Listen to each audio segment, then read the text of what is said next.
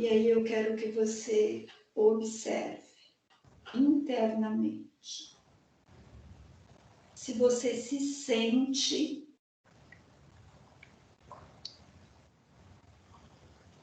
que você pertence à sua família, que você é aceito por ela, que você é respeitado pela sua família.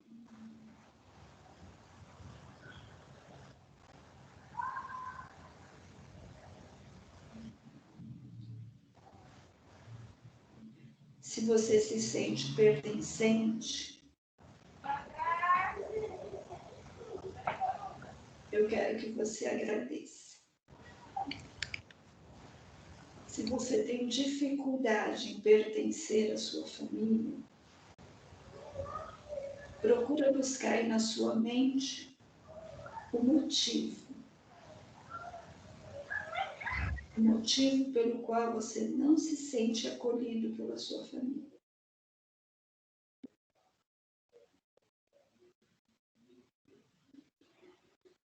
E eu quero que agora você olhe diretamente para os olhos dos seus pais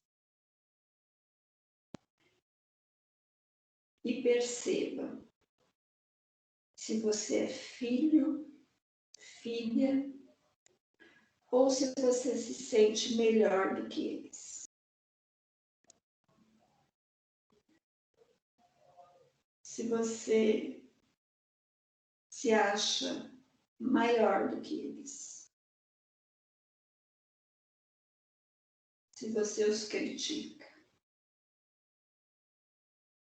Ou se você apenas respeita os seus pais, como eles são.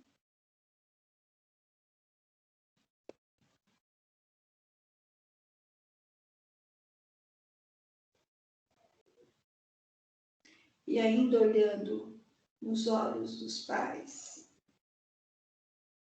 eu quero que você observe se você considera que tudo que eles te deram até hoje é bom. Se foi suficiente para você. Ou se você acha que foi pouco. Ou que não foi bom o que eles te ofereceram.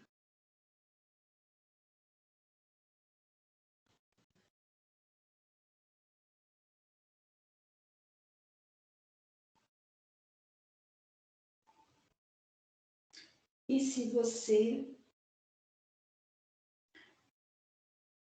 tem o seu verdadeiro lugar na sua família? Se você é primeiro filho, se você se sente bem como primeiro filho, se é leve esse lugar ou se é pesado.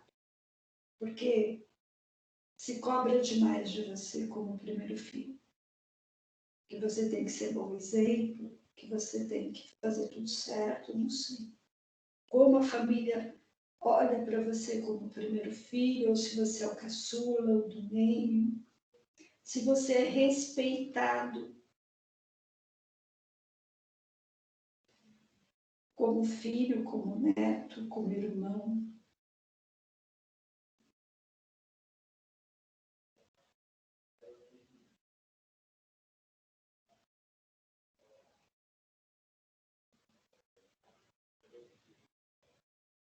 E para encerrar esse exercício, veja se é possível você olhar para os seus pais e para as pessoas dessa foto e ter gratidão. Ou se você não consegue. E aí, a hora que você estiver pronto, você pode abrir os olhos e voltar.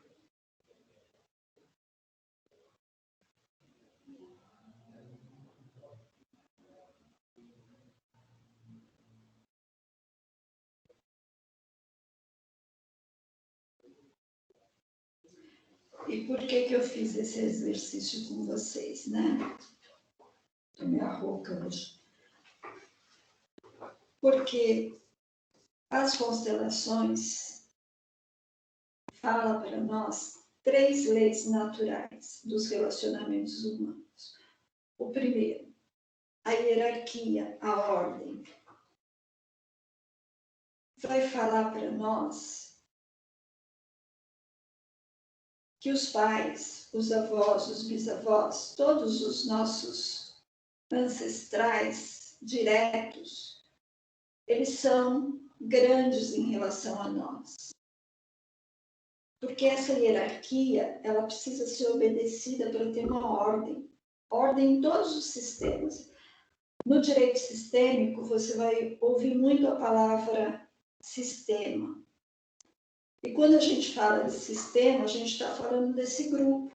Ou é a nossa família, ou o nosso trabalho, a escola. Em qualquer organização, ela precisa ter essa ordem. Quando um membro resolve ser maior do que o outro, e nessa hierarquia ela não é obedecida, porque os nossos pais, eles nos deram a vida, eles cuidaram de nós, eles deram educação, amor, tudo para que aquele bebezinho pudesse sobreviver. E eles vão dar o que eles têm. Então, nós nascemos como filhos e seremos filhos dos nossos pais o tempo todo. Então, essa ordem, eu não preciso concordar com os meus pais. Meus pais não são perfeitos, ninguém é perfeito. Mas, nesse sentido dessa ordem oculta em nós, é interessante quando ela é obedecida, porque a família, cada um tem a sua função, cada um tem o seu lugar. Pai é pai, mãe é mãe, filho é filho, neto é neto. E obedecendo tudo isso, a família tem uma leveza, porque ninguém fica cobrando o papel do outro. Então, é muito importante, porque os pais eles vão dar e os filhos vão receber. E na vida adulta, os filhos vão pegar tudo isso doado pelos pais e vai administrar do jeito deles, da forma como é melhor. Então, observa que numa família, quando o pai não consegue ter autoridade, quando essa mãe não consegue ter autoridade, os filhos ficam bagunçados, os filhos ficam sem direção. Isso acontece numa empresa, numa escola. Imagina um aluno que ele afronta o professor. Ali está quebrando uma ordem natural. O professor pode não estar certo, mas na sala de aula ele é autoridade. O aluno pode questionar essa autoridade entre os dois, mas não publicamente, não numa sala de aula, porque vira um caos, porque ali todo mundo quer ter razão. E o outro ponto é esse pertencimento. Imagina o quanto você fica mal quando você sabe que você não é bem-vindo naquele lugar, quando você não é aceito, porque ou você é diferente, ou você cometeu algum comportamento que não foi agradável. Então, esse direito natural, a vida garante. Se você nasceu na família Barbosa, você faz parte da família Barbosa. E muitas vezes a família não quer aceitar que você é diferente ou que você cometeu um ato que não foi bacana. Às vezes a gente fala assim, nossa, você nos envergonha. Nossa, você fez algo que assim não dá para calcular. Então, todos nós, na verdade, queremos pertencer. E existem muitas formas de você expulsar, né? Excluir alguém. E a gente precisa observar que essas exclusões, ela não fere só o excluído, ela fere todo o sistema familiar. Porque muitas vezes, se você exclui o seu irmão mais velho por algum motivo, muitas vezes um outro irmão ele vai toma partido dele e vai acabar, de repente, fazendo a mesma coisa para se tornar igual. A gente costuma colocar que o que se repete de geração em geração? Justamente aquilo que foi, que a gente considera injusto, que doeu muito, que alguém foi lesado. Toda vez que existe esse movimento, é muito provável que outras gerações repitam a mesma coisa. E as relações de troca, né? Dentro das constelações, a gente vai falar muito nessa relação de troca. Os pais dão aos filhos tudo que eles têm, tudo que eles conseguem. E os filhos apenas recebem. E, nesse sentido, relação pai-filho, professor-aluno, não existe devolução de quem recebe. Os filhos apenas recebem e os alunos também. Por quê? Porque nessas duas relações não existe essa troca. Eu dou e você recebe e eu dou. Mas nas demais relações, isso a gente chama equilíbrio de troca. Eu vou dar aquilo que eu tenho e o outro vai receber aquilo que eu posso dar. Quando existe uma cobrança exagerada e o outro não é capaz de dar, muitas vezes causa injustiça, um fica devedor do outro. Normalmente esses relacionamentos não ficam de pé, porque quando você é devedor do outro, é muito difícil ficar devendo afeto, é muito difícil você ficar abarrotado de coisas e enquanto o outro está vazio. Normalmente a gente percebe que em relações afetivas, aquele que mais dá acaba sendo abandonado. Aquele que mais dá, às vezes, ele sofre uma traição.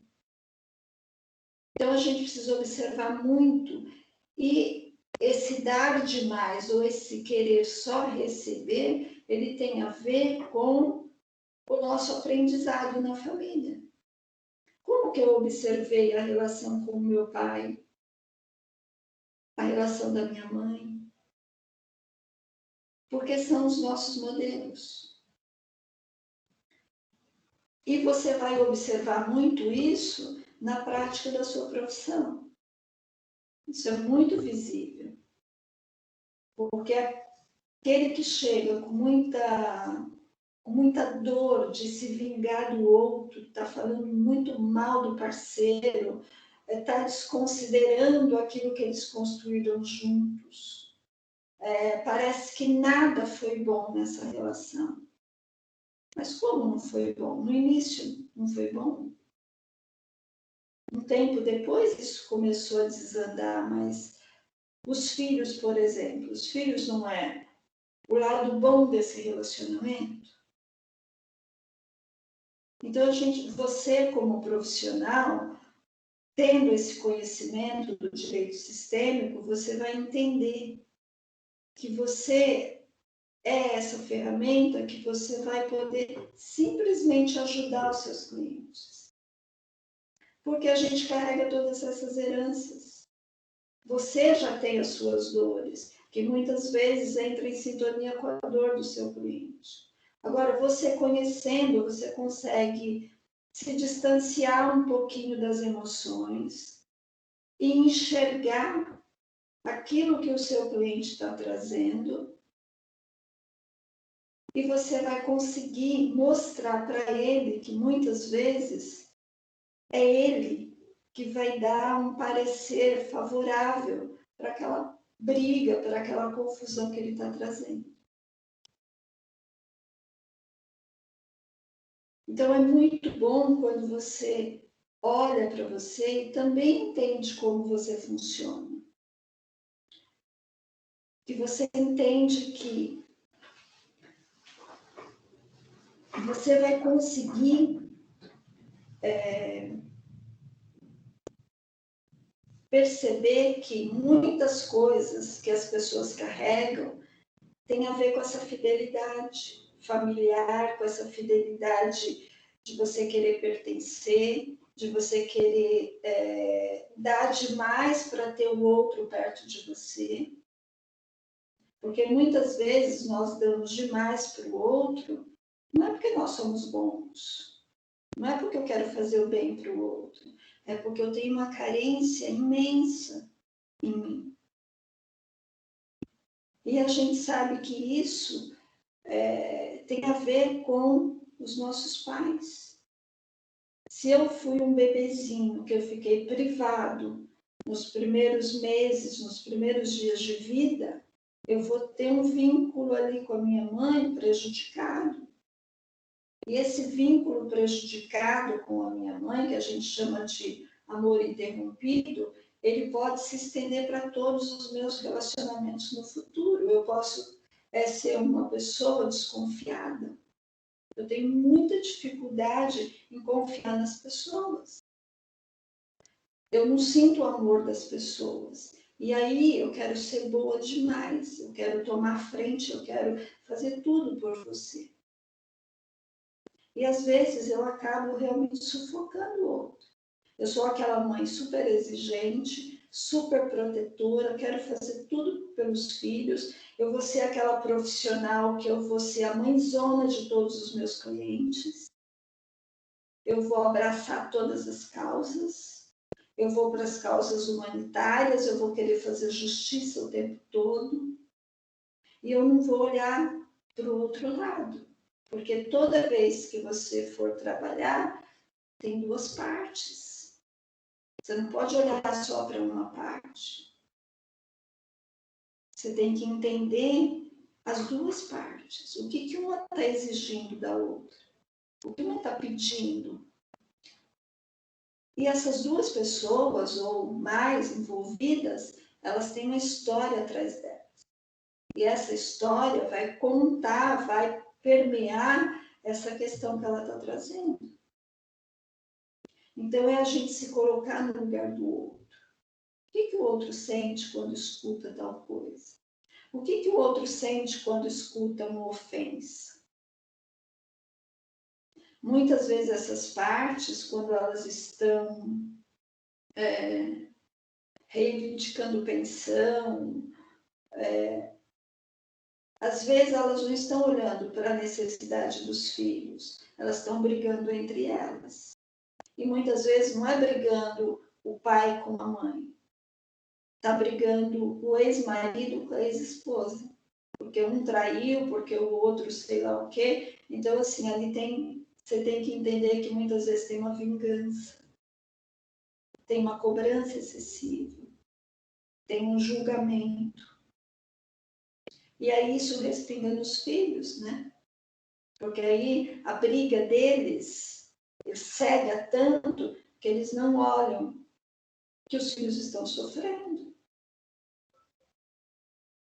Então, você vai ter que ter esse olhar muito apurado para as relações humanas. Você não vai ser o terapeuta deles, mas você entendendo essas dinâmicas facilita demais o seu trabalho.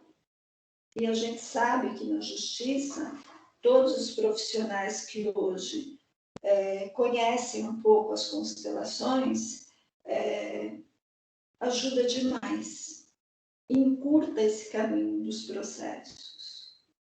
Porque você vai apaziguar, você vai trazer uma luz imensa para aquelas dores, para aqueles sintomas, para aquelas queixas. E isso é muito interessante.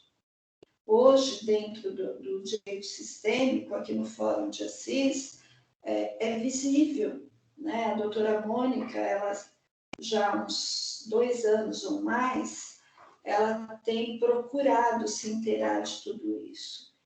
E a gente percebe o quanto isso ficou mais leve. Eu que faço parte, né, como eu sou voluntária,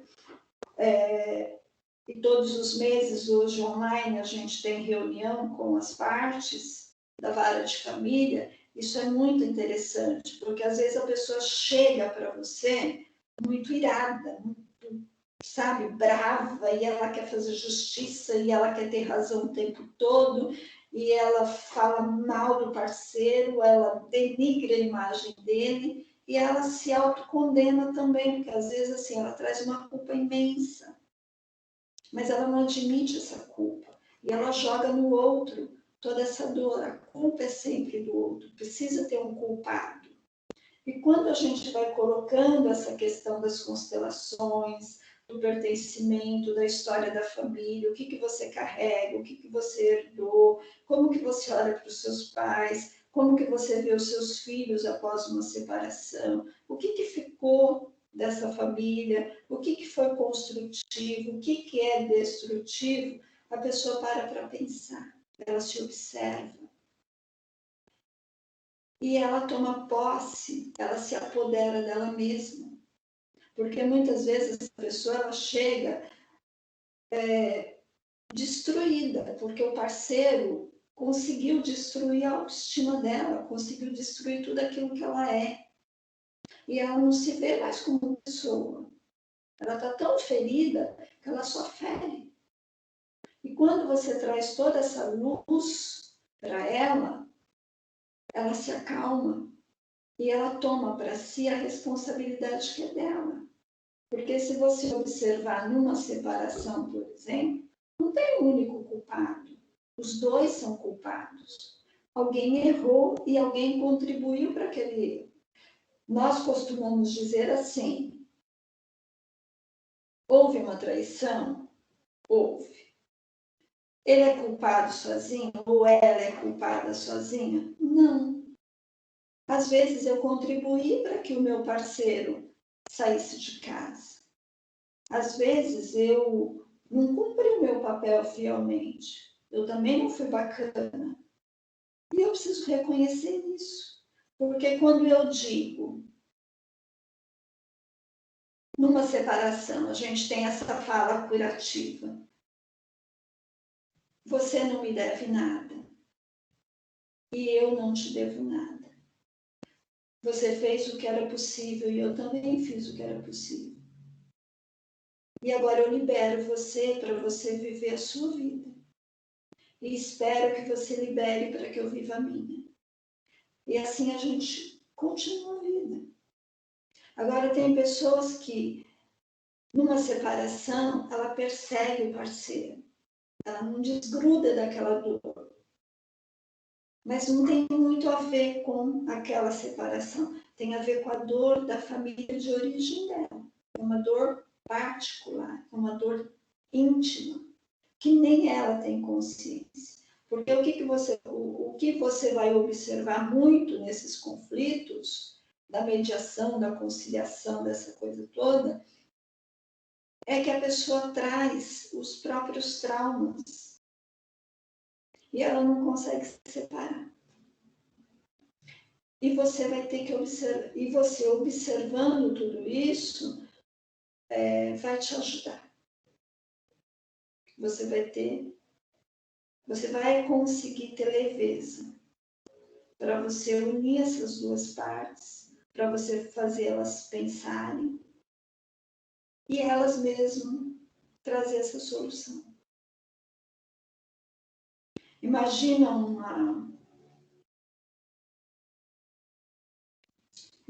casal que ela o pai trai a mãe. E ela fica a favor do pai e contra a mãe.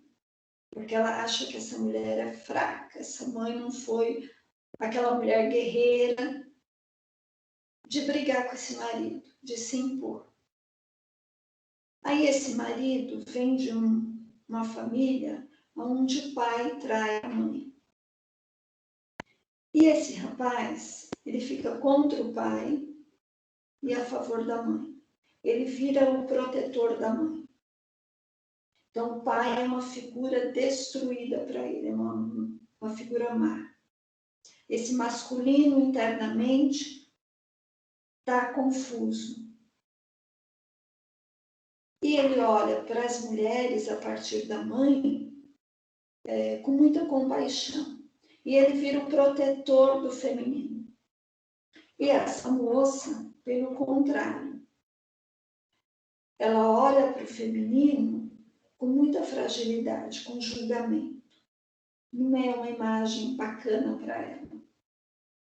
E ela fica do lado desse pai que traiu a mãe. E ela tem a força, ela carrega, ela herdou do pai essa força. Então ela vai para a vida com força masculina. Então ela não sabe obedecer, ela quer mandar. Ela tem sempre razão. E ela é forte ali. E esse rapaz também, porque ele precisou ser forte para proteger essa mãe. E aí eles se conhecem. E aí eles têm brigas homéricas. Porque ele quer proteger essa mulher, mas essa mulher não quer a proteção desse homem. Porque ela já é forte demais. Ela não quer ser fraca. Obedecer entre aspas, assim, né? Ser protegida por aquele namorado, para ela, inconscientemente, significa ser fraca como a mãe. E ela não quer ser fraca como a mãe. E aí esse namorado, ele não entende porque ela não aceita a proteção dele. E ela olha para esse namorado com competição. Eles querem, entre eles, inconscientemente, eles se competem. Porque ele quer proteger e ela não quer a proteção dele. Ela quer proteger ele, porque ela se acha forte. E ela quer proteger por quê? Porque ela olha para aquele pai e ela não se sente filha, ela se sente mãe desse pai. Tudo isso inconscientemente. E esse rapaz, ele se sente esse protetor da mãe, então ele meio que ocupa o papel de marido dessa mãe. E aí, nessa confusão dos dois, eles se conhecem e querem construir um relacionamento. E, posteriormente, uma família. E aí eles chegam buscando ajuda. Por quê? Porque eles estão em pé de guerra. Ela ciumenta demais e acha que ele, a qualquer momento, pode trair. E ela não suporta essa ideia de que, como assim eu posso ser traída? Então, eles começam a brigar. Até que eles vêm buscar ajuda e eles percebem o que está dentro dessa moça. Esse emaranhamento com a história do pai e da mãe. O que está dentro dele? Esse emaranhamento da história dos pais. E quando isso vem à clara, quando eles conseguem entender que eles estão carregando a dor dos pais, eles começam a fazer uma faxina nos próprios sentimentos. E é nesse momento que eles conseguem, se eles estiverem disponíveis para isso, deixar essas dores com os pais, pegar para eles só a parte boa e juntar para ter esse relacionamento saudável. E muitas vezes vocês vão deparar com isso no dia a dia. Muito. Não só essa questão de traição, mas todos os outros comportamentos que causam toda essa dor, né? Que a gente não sabe dar nome muitas vezes. Eu não sei se está bom até aqui, Lenice. Não sei quanto tempo eu ainda tenho. Se alguém quer fazer alguma pergunta do dia a dia de vocês, eu acho que seria interessante agora, né? Vocês trazerem um pouquinho o dia a dia de vocês para a gente colocar o que dá para... O que vocês conseguem aí.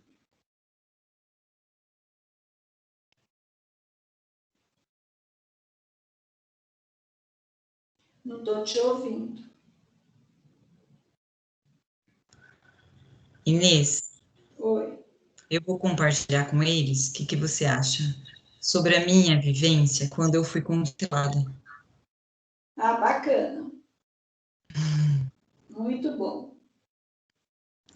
Eu fui num curso, né, sobre mediação e conciliação que estava tendo lá na OAB, que foi organizado pela Vara da Família. E esse curso a Inês estava explicando sobre a constelação. Foi a primeira vez que eu ouvi falar sobre constelação. Eu acho que já faz uns 2 anos ou mais, né, Inês? Uns 3 anos. Mais, né? Acho que uns 3 anos. Uns 3 anos, é. E daí a Inês perguntou se alguém, depois que ela fez toda a parte teórica do curso, ela perguntou se alguém queria ser constelado ali naquele momento. E eu disse que eu queria ser constelada. E ali eu, numa conversa, eu tive uma conversa em particular com a Inês, contei para ela sobre qual era o assunto que eu queria que fosse feita a constelação. E ela começou ali naquele lugar onde devia ter umas 40 pessoas, né, Inês? Umas 30 pessoas, eu acho. Eu acho que tinha mais, eu acho que tinha umas 60 pessoas. Tá, umas 60 pessoas. E ela perguntou, Lenise, quem que você quer que represente você? Que represente os seus pais, que represente o seu, né, o ex-marido, por exemplo. E ali nós fomos, eu fiquei sentada, olhando a, o caminhar, né, daquela interpretação. É, e eu vou, assim, compartilhar com vocês, é uma coisa muito pessoal minha, né, mas, assim, em resumo, eu quis constelar naquele momento a minha vivência como mulher de uma família que as mulheres são fortes. As mulheres são fiéis, as mulheres são trabalhadeiras, as mulheres são mulheres corajosas, mulheres de personalidade forte. E, em contrapartida, os homens que eu, né, todos, vamos voltar lá para o meu bisavô, para o meu avô, para o meu pai, para o meu ex-marido, né? Homens traidores, né? Se essa for a palavra, assim, né? Homens que traíram, homens que não conseguiram levar os seus relacionamentos adiante, homens que tinha essa parte na vida, essa fragilidade. E a Inês fez com que eu entendesse ali naquela dinâmica, né? Eu consegui ali entender a posição do meu pai, do meu avô, a história deles. Eu consegui libertar o meu ex-marido, por exemplo. O meu ex-marido, Inês, é professor deles. Bacana. Sim, e eu que ali, eu já tinha uma ótima relação com ele, mas ali se fechou. Eu acho que depois daquele momento ali, eu tive assim, é isso mesmo que você disse, Inês. Eu liberei, e me liberei também para ter novos relacionamentos, para confiar nas pessoas, né? Para não desistir do amor. Eu sempre namoro e eu nunca desisto do amor, né? De ter esperança de encontrar pessoas boas. Então ali para mim foi um marco, Inês, na minha vida, antes da constelação e depois da constelação, né? E hoje eu vejo o fruto da constelação na minha filha. A minha filha, Marina, ela é uma menina totalmente desprendida. Ela tem, assim, ela é dona de si, sabe? Eu falo que ela dá lição em mim, ela dá lição de moral em mim. Ela é uma menina que o fato da separação dos pais é uma coisa que não atinge ela tira de letra tudo isso. A gente se dá, todo mundo se dá bem. No aniversário dela eu vou, o Gesualdo vai, a gente compra presentes junto para ela, a gente decide a vida dela, a gente continua uma família. Que bacana. Apesar de estarmos, né, separados, a gente é uma família. E isso eu percebo nitidamente, isso para mim reflete o comportamento da minha filha. É uma fala nossa, né? Pais curados, filhos curados. Exato. E Isso quando eu vou fazer uma separação, um divórcio, né, eu tenho várias ações de família. E quando eu faço um divórcio, o que que eu tento fazer? Eu tento, na verdade, colocar a minha experiência, né? O que isso trouxe de bom para a Marina, né? O que isso me liberou, me trouxe de disposição, de energia, de alegria, e também liberou o pai, né? E os erros, eu sinto muito, né? Pelo que aconteceu, eu sinto muito por não ter dado certo. Mas eu tenho outros caminhos para percorrer, eu tenho outra vida para percorrer, e eu quero percorrer isso cheio de vida, cheio de amor, né? Então, eu tento colocar isso nos conflitos que eu tenho que resolver, né? Tentando, eu não digo que eu vou fazer a conciliação do casal, não. Eles vão se separar, mas com respeito ao um ao outro, com amor aos filhos, olhando para os filhos. E eu acho que é a constelação que me deu toda esse Ai, sentimento. Lenise, licença, mas eu acho que isso é uma maturidade que não é todo mundo que tem, né? Quem que está falando, amor? Porque a Laura. Fala, Laura. Eu acho que essa não é uma maturidade que todo mundo que tem, é um estado de espírito meio assim, muito evoluído. Porque, para mim, a pessoa que me traiu não tem que estar liberta de nada, não. Pelo contrário, se ela puder estar acorrentada o máximo possível, tem que estar.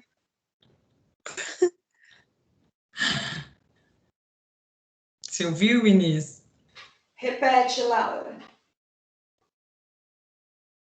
Repete. É que na minha opinião, eu acho que isso é um estado de espírito muito evoluído. Eu libertar a pessoa que me traiu. Para mim, o quanto mais acorrentada ela tiver, melhor.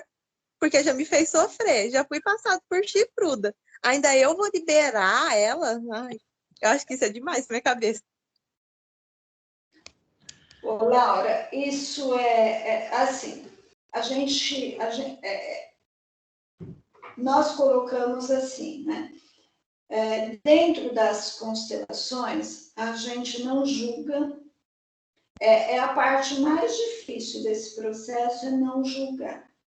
Mas quando nós aprendemos a não julgar, quando eu conheço um pouquinho a história da outra pessoa, e conhecendo a história da outra pessoa, eu me coloco no lugar dela.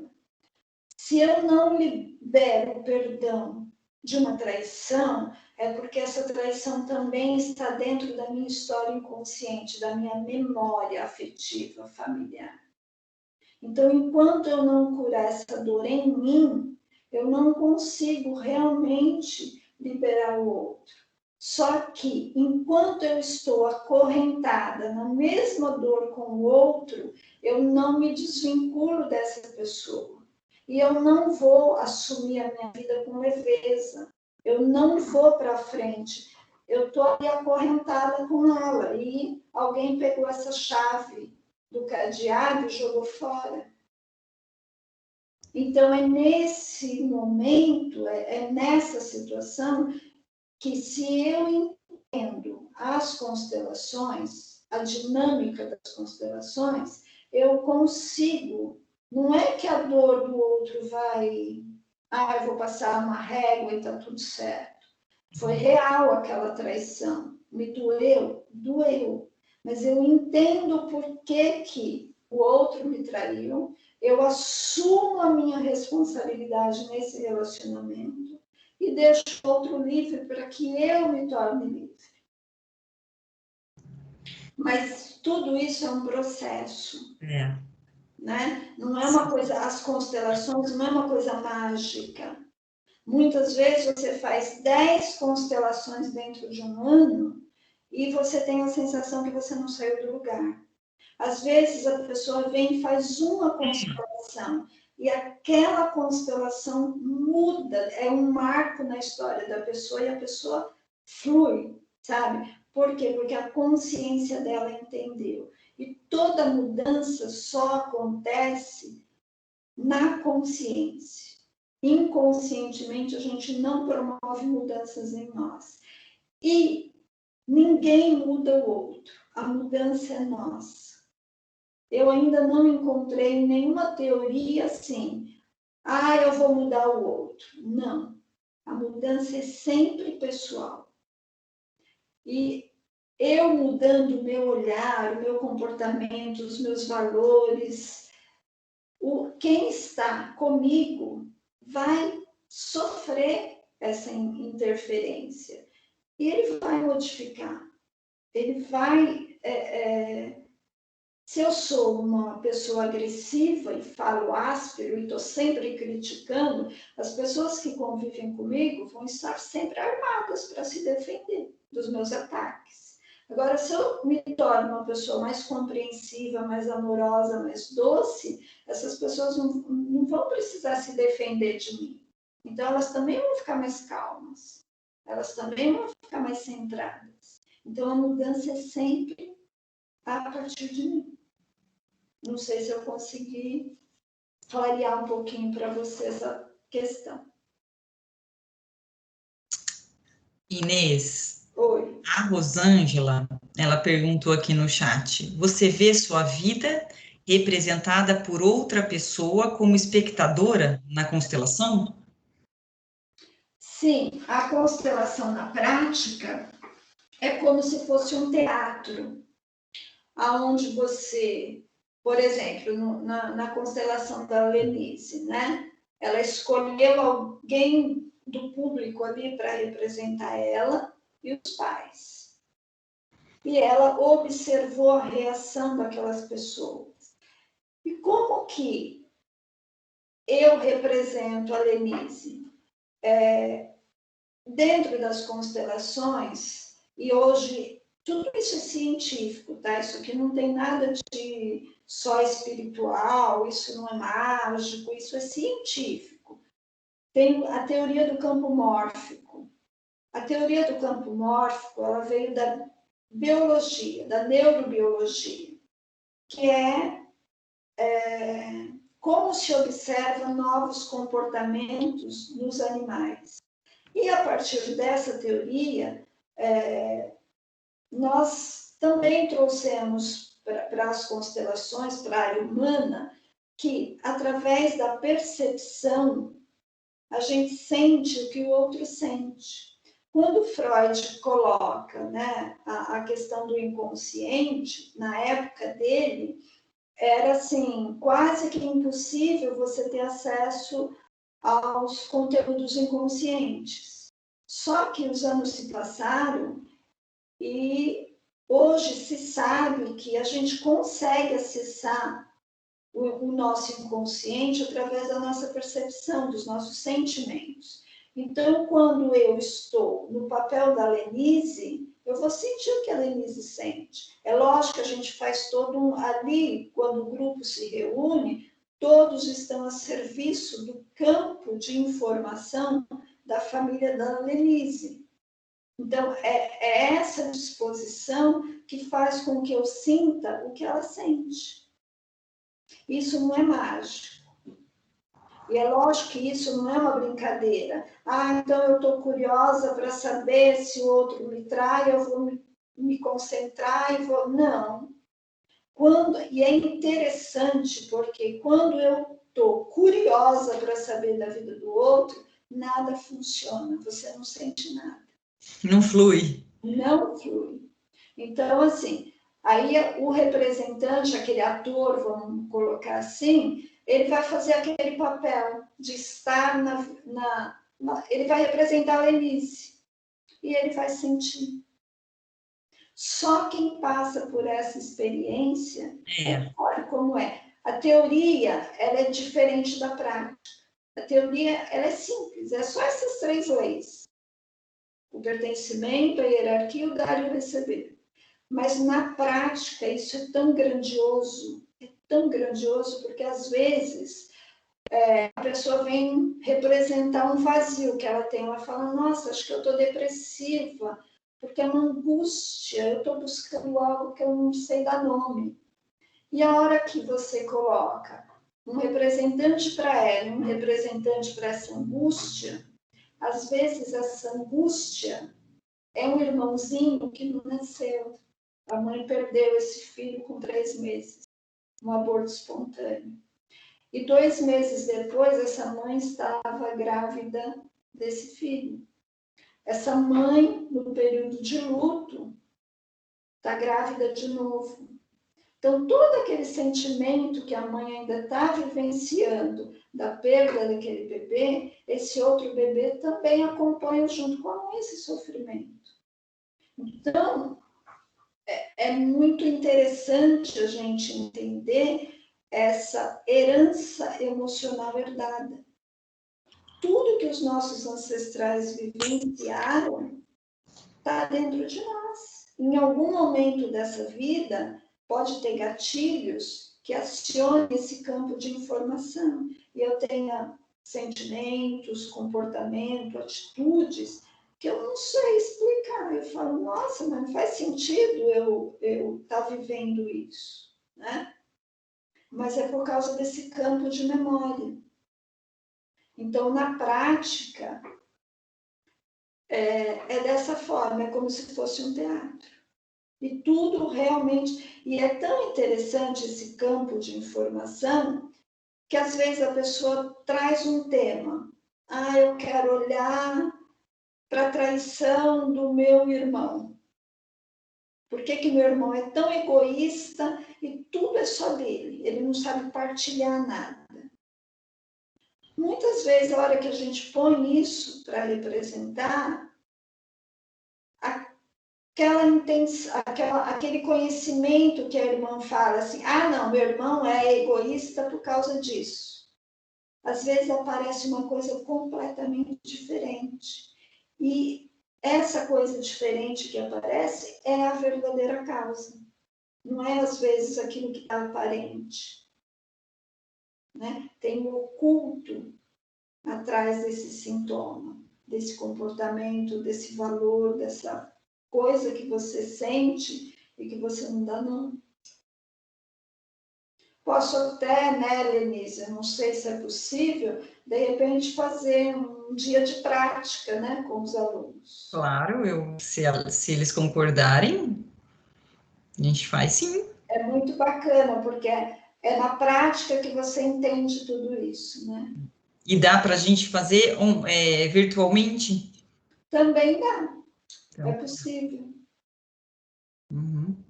A gente pode fazer até com os bonequinhos, né? A gente faz com os bonequinhos e você representa aonde você está.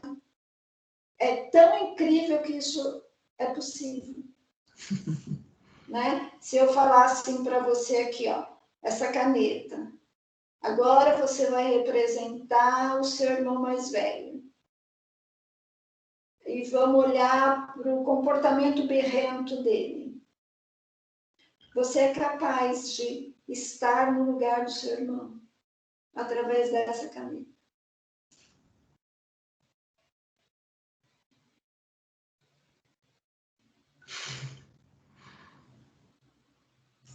Nada é mágico, tá? O nosso corpo, ele fala. Sim. E essa informação que vem pelo campo mórfico é a comunicação não verbal, né? Que nós temos, o ser humano tem. Isso faz parte da nossa humanidade. Quando a gente fala o corpo fala, ele fala mesmo. Ele dá todas as informações.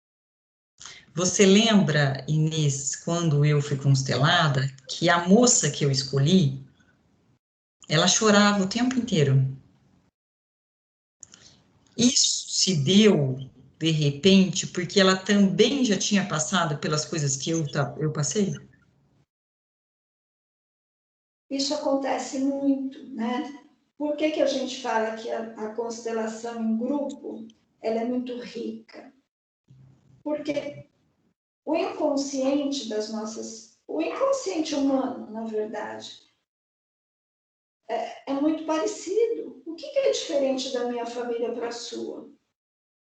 Hoje, a gente olha e fala, muita coisa é diferente. Mas se nós olharmos para a nossa ancestralidade, na minha família tem prostitutas, tem ladrões, tem pedófilos, tem tudo. Talvez se eu olhar até a geração dos meus avós, eu não identifico muita coisa. Mas e lá para trás? Então, assim, aquilo que eu trago como uma dor, todos nós carregamos, com mais intensidade ou não, está próximo de mim ou está longe. E às vezes, quando eu vou representar uma mãe que está querendo entender o vício do filho, uma outra mãe que tem algo parecido, ela vai sentir, ela vai entender aquele movimento e ela vai se curar junto. Eu tenho uma constelação muito interessante. A mãe veio constelar o vício do filho ele tinha quase 30 anos na época. Ela foi mãe solteira, criou esse filho sozinho, talvez assim, ela tenha desentendido com esse namorado e ela acabou assumindo a gravidez sozinha. E ela nunca permitiu que esse pai se aproximasse do filho. Na vida adulta, esse filho começou a usar droga e ela entrou em pânico. E aí ela veio para uma constelação. Quando nós posicionamos o pai, o filho e o vício, quem representava o vício, de repente começou a olhar para o filho com um amor tão grande, que a gente olhava para os dois e era uma sedução. E aí eu comecei a entender naquele movimento que era a mãe que não permitia que esse filho amasse o pai. E aí eu perguntei para ela, permita que seu filho ame o pai dele. E ela falou, não, de jeito nenhum. Fui eu que cuidei sozinha, fui eu isso, fui eu aquilo. Eu falei, mas você talvez, pelas próprias dores, você não permitiu, você rompeu o direito, você tirou o direito do seu filho de conhecer, de conviver com o pai dele. Isso faz falta para ele. Porque você é 50% seu pai, 50% sua mãe. Então, como que você nega o lado paterno? Você não existe só por causa da mãe. Você existe por causa de pai e mãe. E essa mãe simplesmente excluiu o pai da vida do filho. E toda exclusão, ela precisa ser incluída. E aí, através do vício, desse vazio que esse filho trazia em relação à figura paterna, ele foi buscar nas drogas. E nesse dia, no grupo, tinha uma outra mãe que tinha uma história muito parecida com essa, só que o filho dela tinha 15 anos.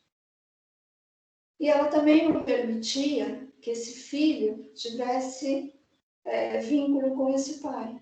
E na constelação dessa outra pessoa, essa outra mãe entendeu tudo. E estava próximo do Natal. E do nada, porque na consciência dela ela já tinha todo o entendimento, esse pai procurou e queria contato com o filho. E pela primeira vez, essa mãe permitiu que esse filho ficasse com o pai. 3 meses depois, o grupo se reuniu de novo e ela deu esse testemunho. Ela falou assim, olha, eu quero agradecer muito, porque na constelação daquela pessoa, eu entendi a minha própria história. E hoje eu estou muito leve, Porque meu filho hoje tem o amor do pai. E esse pai acolheu esse filho. Porque era eu o empecilho. Por causa da minha dor, das feridas de mulher, eu afastei o pai do meu filho. Então, as dores são as mesmas. Não tem diferença. Por isso que nos grupos a gente pode trabalhar qualquer tema e o grupo aprende a respeitar a dor do outro. E a gente tem esse sigilo, porque ali eu não estou trabalhando sozinha, estou trabalhando a história da minha família. Então, cada membro que participa aprende a guardar segredo e aprende a respeitar a dor. E isso não tem preço. Inês, Oi. a Daniele escreveu aqui no chat. Há como identificar a causa de uma doença crônica através da constelação? Sim, porque as doenças, ela é muitas vezes uma fidelidade familiar. É um membro que foi excluído ou uma dor muito intensa que acaba se repetindo até chegar numa geração que alguém olhe para aquilo. Alguns anos atrás, eu estava num workshop em São Paulo sobre constelação e saúde. E tinha um psiquiatra que ele foi sorteado para ser constelado e ele queria constelar a questão cardíaca na família dele. E ele disse que muitos homens faleceram de ataque cardíaco.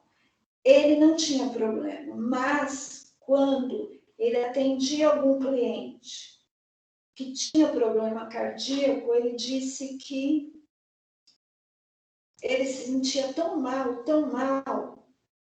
que ele não queria mais atender aquele paciente. E aí o professor posicionou ele e a doença. E o que apareceu nesse exercício? Os homens da família dele tinham muita dificuldade em expressar afeto. Eles amavam tanto, mas eles não conseguiam externalizar isso.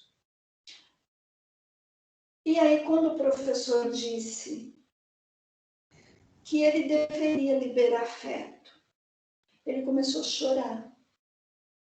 E ele falou assim: eu sou isso, eu não consigo. Eu amo demais a minha família, mas assim, para dar um abraço, para dizer eu te amo, para ser amoroso, ele falou: eu não consigo. E aí, o que o professor disse? Esse amor é tão intenso, mas tão intenso, que o teu coração explode. E para ele falou, nossa, faz todo sentido. Porque ele falou, às vezes dói o coração mesmo. E a gente sabe que o coração não dói. E nesse mesmo workshop, uma senhora foi constelada com fibromialgia. E ela disse que ela não sabia mais o que fazer com a fibromialgia. E o que apareceu? Tanto a família do pai como a família da mãe, eles nunca se entenderam. Eles nunca se aceitaram. E os pais casaram contrariado. Essas duas famílias não aceitaram esse relacionamento. E ela, como fruto dessa relação, ela sentia na pele: eu não sou aceita pela família do meu pai, não sou aceita pela família da minha mãe. E o que traz isso para o ser humano? Muita raiva, muita ira. Como assim vocês não me amam? Como assim eu não tenho lugar no coração de vocês? E aí parece que o corpo inflama, né? De tanta raiva. Numa outra ocasião, uma pessoa veio trabalhar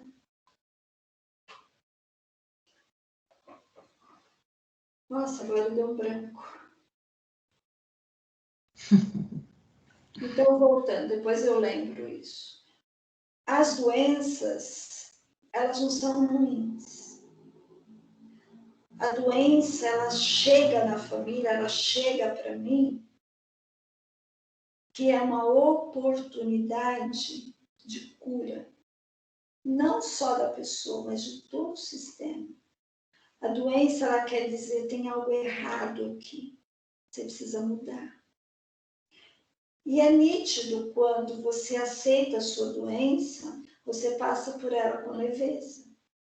Quando você não aceita a doença, é muito pesado. E às vezes você acaba indo embora. E aí, esse sistema familiar perdeu a oportunidade de curar aquela dor. Então, toda vez que você deparar com uma doença, dê boas-vindas a ela. É estranho falar isso? É. Mas quando você tem esse entendimento, tudo é mais leve. E tudo se transforma. E você percebe que daquele sofrimento você consegue muitas coisas. E coisas positivas. As doenças crônicas têm, para nós, né, das constelações, da terapia sistêmica, a gente sabe que tem uma causa. E se você for pesquisar, você encontra. E você se cura. Isso é real. Né? Eu tenho uma lesão na minha coluna. Eu tenho a cervical e eu tenho meu quadril calcificado. E esse processo de calcificação, ele começou na minha adolescência. Eu passei 24 anos sem diagnóstico médico. No início, nos primeiros 15 anos, eu tinha dor generalizada no meu corpo. Eu fiz todos os exames, eu passei por junta médica, eu virei do avesso e não encontrava o diagnóstico. Depois de 24 anos, uma pessoa, um clínico geral de uma cidadezinha de 3.000 habitantes próximo de Marília, me deu o diagnóstico só de olhar para mim. Ele disse: você tem espondilite anquilosante, que é da família do reumatismo, é uma doença silenciosa que calcifica as grandes articulações. E aí eu comecei um processo, né? Eu já conhecia as constelações naquela época e eu comecei, mas por quê? Por que comigo? E aí, nesse workshop em São Paulo sobre saúde, eu falei assim, eu paguei tão caro para participar desse workshop, mas assim, foi a minha constelação, a constelação da minha vida.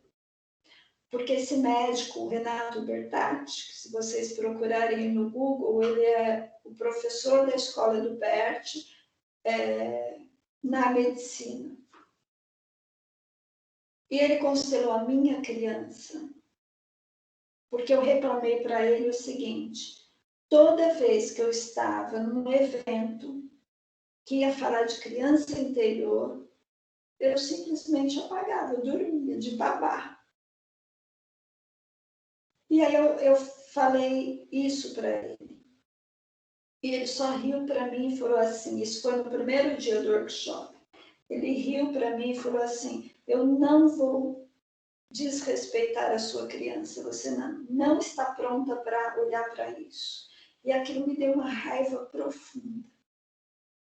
Aí nós fomos para o segundo dia.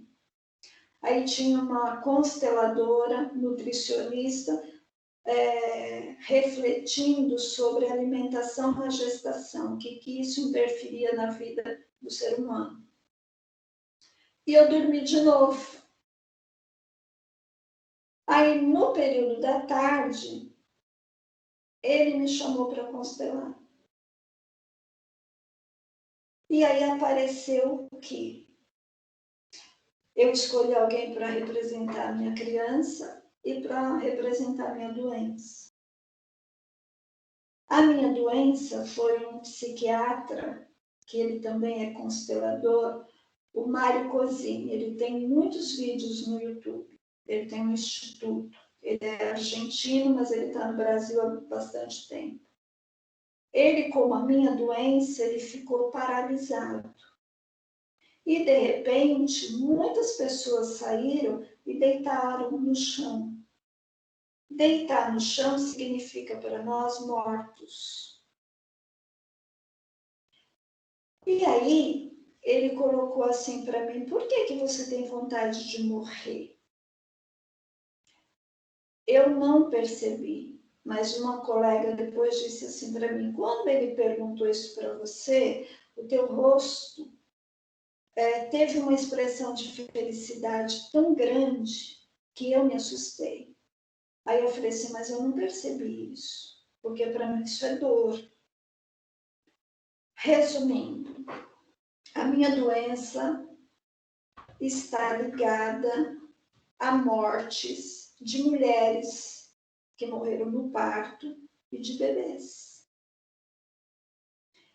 E quando ele foi questionando e colocando tudo isso para mim, foi fazendo tanto sentido, mas tanto sentido, e ao mesmo tempo me trouxe uma sensação de leveza tão grande que passou um filme na minha cabeça. E depois disso, lógico, eu tenho uma doença que é crônica, as lesões são irreversíveis, mas emocionalmente eu fiquei muito leve. Até a minha autoestima melhorou. Porque às vezes eu olhava para mim, eu tinha vergonha. Quantas vezes eu deixei de ir em lugares, em eventos, de vergonha da minha postura, da minha aparência. E depois daquela constelação, parece que isso dissolveu. Hoje eu não tenho nenhuma preocupação se alguém vai olhar para mim e vai falar: nossa, o que você tem? Então, isso é as constelações. É a gente trabalhar a alma. E quando você trabalha a alma, a parte humana é muito leve. Muito leve. E é isso. Inês, Oi. só para a gente fechar aqui, o aluno Anderson, ele quer fazer um relato, ele quer compartilhar com a gente uma vivência dele na constelação. Tá bom. Anderson, você está aí, meu querido? Sim, professora. Boa noite. Boa noite. Boa noite, doutor Inês. Boa noite. Eu queria compartilhar uma sessão que eu participei e não constelei, eu apenas participei dela. Sim. E nessa sessão, nessa circunstância, eu me dispus espontaneamente porque eu me senti parte dela, do campo que estava acontecendo ali. Como um ancestral que observava uma briga de uma família por terras. Mas esse ancestral eles chamavam de primeiro da terra. Uma pessoa que viveu naquela terra antes daquela procedência de familiares estar ali. E durante esse conflito, eu assumi um segundo personagem que era uma criança que ela tinha falecido com 4 anos dentro da família. Sim. E nesse conflito tinham mais 9 irmãos que continuavam vivos, disputando essas terras. No momento que essa criança veio, é uma força que a gente não consegue controlar quando está dentro do campo. Não, não mesmo. Pernas bambas, uma sensação de ansiedade enorme, corpo trêmulo, E não adianta. Se a gente não soltar a cabeça, o campo de energia força a gente a participar. O quanto eu segurei não foi suficiente. Eu tive que me sentar como se eu fosse da altura de uma criança. E aí eu assumi o personagem completamente. Brinquei, senti uma euforia, uma alegria muito grande por estar com os irmãos. Você imagina aí um homem de 27 anos, com 90 quilos, pedindo colo para uma senhora de 60, que é a personagem que representava a mãe. E um amor muito intenso pela mãe, pelo pai, pelos irmãos. Mas, no momento que estava essa alegria, essa criança tinha que partir, que ela já tinha falecido. Mas a vontade dela era de ficar junto com os irmãos. E no momento em que ela se despediu, houve aquela disputa, ela foi amenizada. E parece que gerou, assim, não aquele campo de energia virou uma aliança entre os irmãos, fortaleceu a relação deles. E no final da constelação, a consteladora disse que essa criança já tinha vindo em outras constelações. Algumas pessoas acharam que era espiritismo, ela desmistificou, falou que não, que aquilo era o campo, que aquela criança ela vai estar sempre vindo em todas as constelações. E o que eu tirei para mim, que não era uma constelação minha, mas que eu participei, abriu assim um horizonte novo. Por quê? Quando eu era criança, aí semelhante à idade do personagem, a gente sempre tem uma visão de como vai ser o futuro, né? As coisas que a gente planeja, que a gente deseja, que a gente quer ser quando crescer e tudo. E depois da vida adulta surgiu aquela crise dos 20 que se prolongou, não sabia muito bem o que queria. E aí a consteladora recomendou que eu entrasse num diálogo interno, às vezes, com essa criança. E às vezes, muitas vezes hoje, quando eu tenho dúvidas sobre situações que eu tenho que tomar decisões, eu entro num diálogo com a criança para nós dois vermos o que é melhor. E aí eu consigo desvendar alguns mistérios que eu não consigo sozinho. Esse era o relato que eu queria passar. Entre outros, né, que tem muitos, que eu participei várias vezes.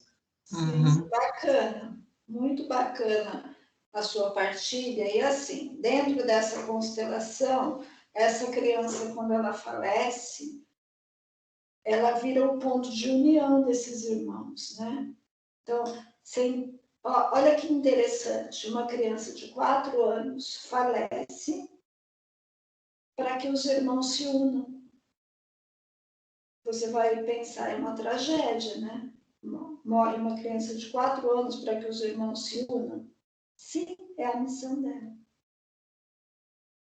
É isso que é dessa forma que a gente olha para as doenças e que a gente olha para a morte. Às vezes, uma morte na família é cura, porque a partir dessa perda, tudo se modifica.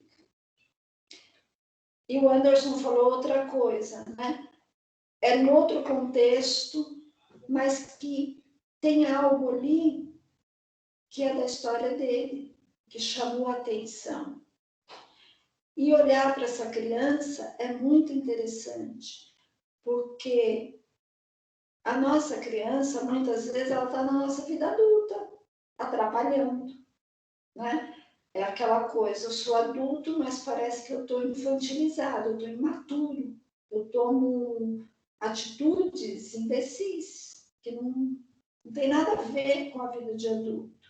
porque ainda é a nossa criança que vai junto e fica atrapalhando. E quando a gente distancia dessa criança, a gente olha para ela e fala: ei, você cresceu, para, não faz mais sentido ter esse comportamento, esse sentimento. A gente vai se posicionando realmente. E aí tudo fica mais fácil. Porque criança não trabalha, criança não faz sexo, criança não casa, criança não tem filhos.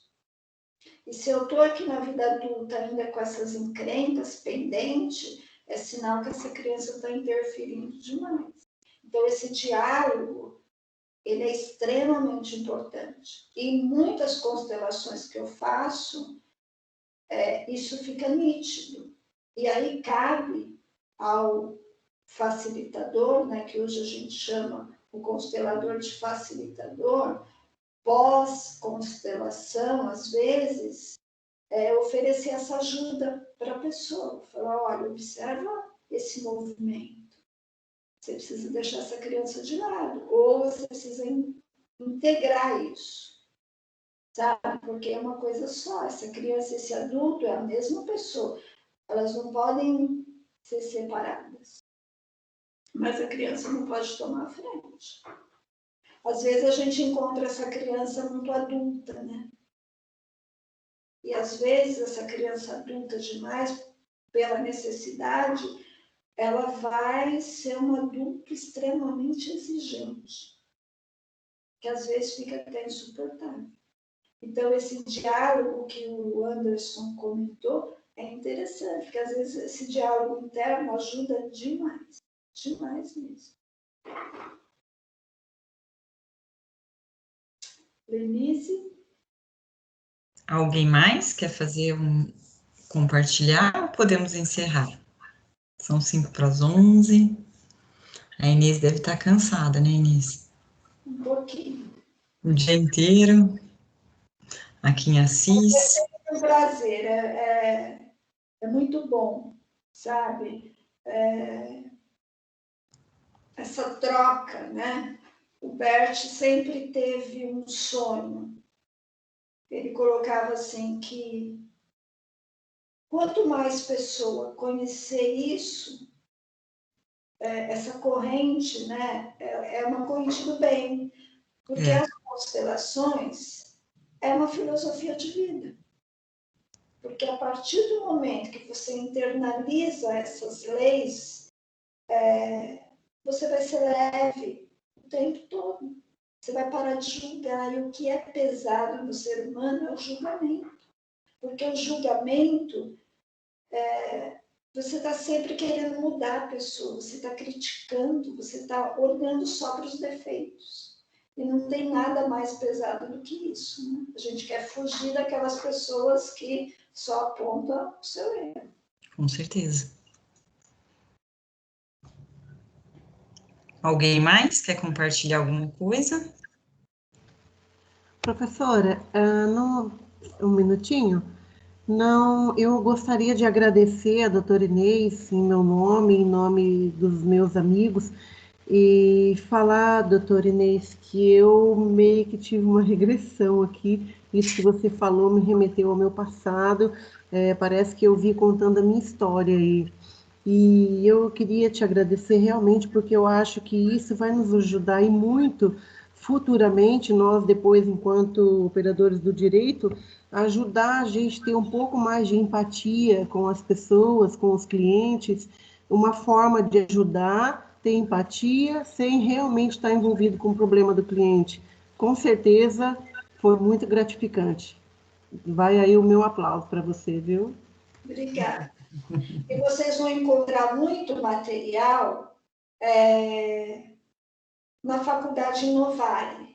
Se vocês entrarem lá no site da faculdade, eles têm no YouTube também muito material, que é interessantíssimo. E tem até aquela juíza lá de Santos, a doutora Vanessa, que foi ela que fez a oficina de pais e filhos, né? Ela está muito engajada no direito sistêmico. E tem material riquíssimo para vocês pesquisarem, tá bom? E como futuros profissionais, eu vou dar até uma dica para vocês. Tem em São Paulo hoje alguns advogados que eles trabalham como consteladores. Eles pegam, eles prestam serviço para os escritórios.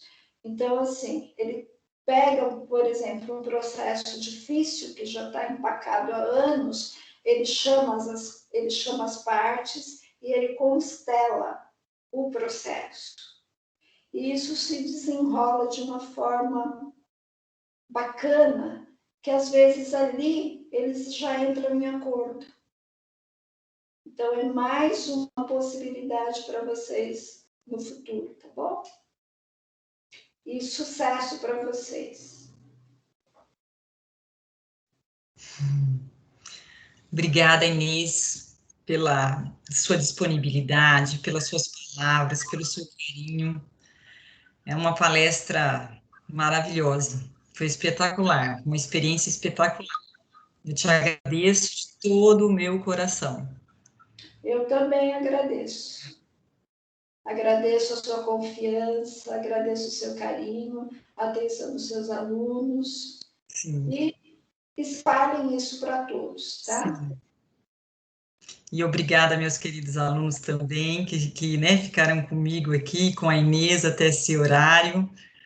Foi excelente, foi espetacular, e eu espero que tenha realmente, né, tocado o coração de vocês aí, contribuído para a consciência de vocês, para a gente ter um mundo melhor, né, Inês? Para a nossa evolução, né? A gente tem um papel importante nesse planeta e tudo que for feito em favor da coletividade, né, é grandioso. É verdade. E para a gente encerrar, eu só quero colocar uma coisa. A vida da gente flui como flui o rio, né? O rio, quando ele não é represado, ele tem o próprio movimento. E o destino do rio é chegar no mar. A vida da gente é isso também.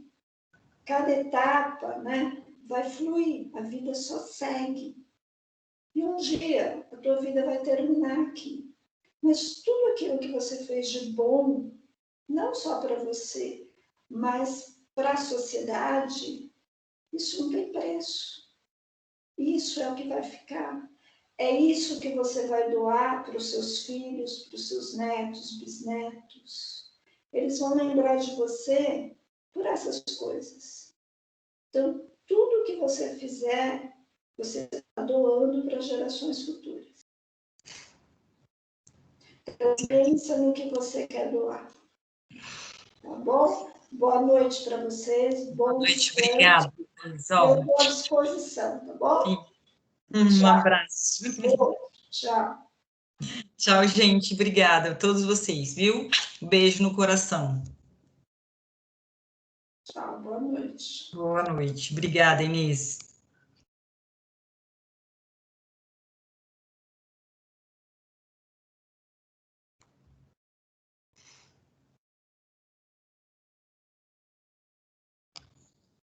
Uhum.